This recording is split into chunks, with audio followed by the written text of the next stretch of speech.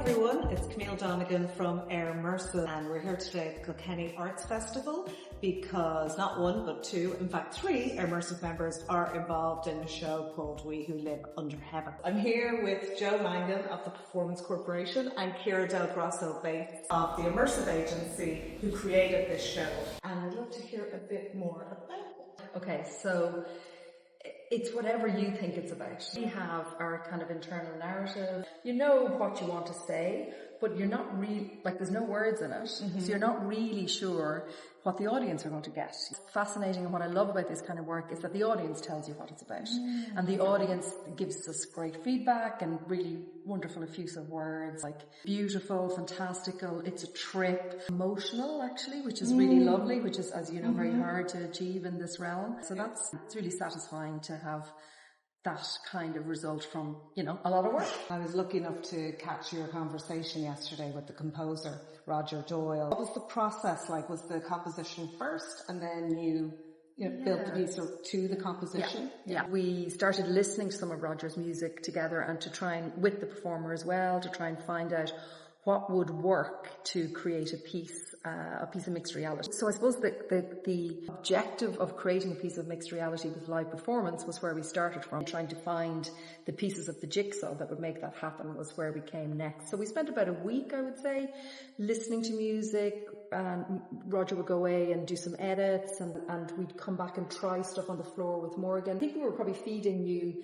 stuff from the rehearsal room at that stage. You were kind of pointing out, circling times and going, something should happen there. Yeah. Is this your first mixed reality project? So yeah, it might be. I think I'm sold. We do go to VR at a certain point in this, and that and saving that, and having people's response to that is really gorgeous. They're just like, then they're like, oh my god.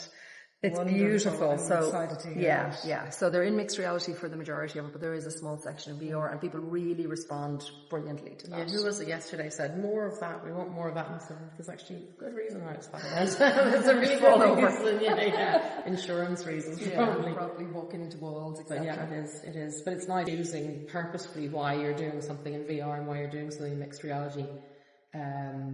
Is really what I love about it. Is like you're not just kind of saying we want to do a project in this or in mixed reality. We want to do a project. We want to do this bit and this bit, and just sort of choosing the technology purposefully, carefully. And in practical terms, so there's several audience in headsets at the time. Is there interaction between the audience?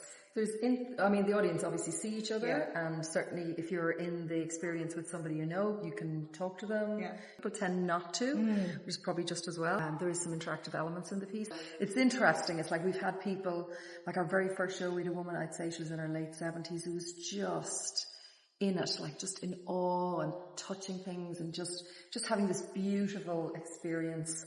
And then, the next show, I think we had a 14-year-old boy who was, who's basically playing football. I think that's really purposeful is if you add in interactivity, whatever you do, whatever you let people do, you cannot imagine the sort of things they're actually going to do with that.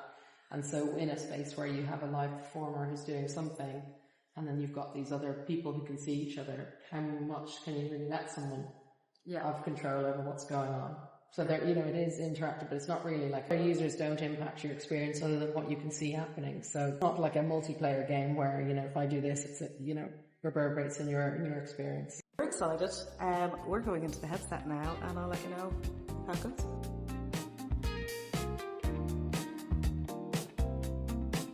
I have fewer hair because I just came out of the headset. It was quite the trip.